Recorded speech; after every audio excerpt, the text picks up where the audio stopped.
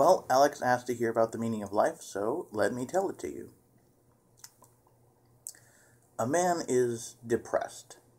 He has a job, but he doesn't like his job. It's not fun. It doesn't bring anything to him.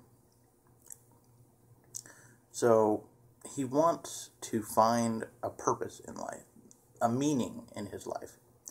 And so he hears about a guru who lives on a mountain in the Himalayas. And he understands that this guru is up on a mountain and he'll have to climb to get to him. So he takes rock climbing classes and hires a Sherpa and goes to travel to the Himalayas to climb up this mountain and talk to this guru. After a long and arduous climb, he gets to the top of the mountain and manages to speak with the guru. And he explains his problem, that he wants to know the meaning of life because he feels he doesn't have a purpose in life. The guru says, "I cannot tell you the meaning of life. You must learn it on your own. But if you go into that mountain over there that you can see from here, in there is a cave, and in there is something that will teach you the meaning of life."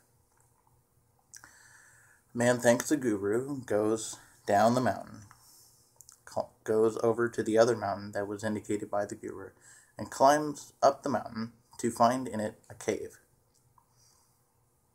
And it's very dark in the cave, and he can't really see very well, so he lights a torch and goes looking around, and he hears something. Sounds like something's breathing.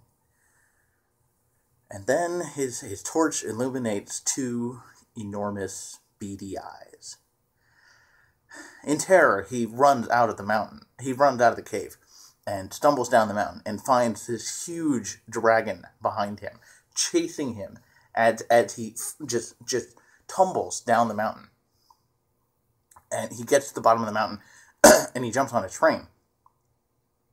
And he says, "Get me out of here." And the train's just booking it across the tracks, and this dragon is running right behind the train. And so he asks them to. He pays the man is extremely wealthy, and he pays the engineer to detach the rest of the train and just go on the engine alone.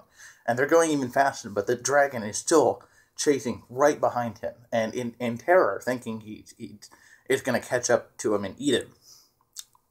He jumps out of the train while it's going over a bridge into the river and swims down the river to meet a riverboat captain.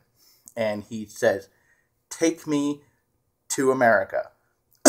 And the guy's like, "What?" He's like, "I have lots of money. I will pay you to drive me, to take your boat all the way to New York."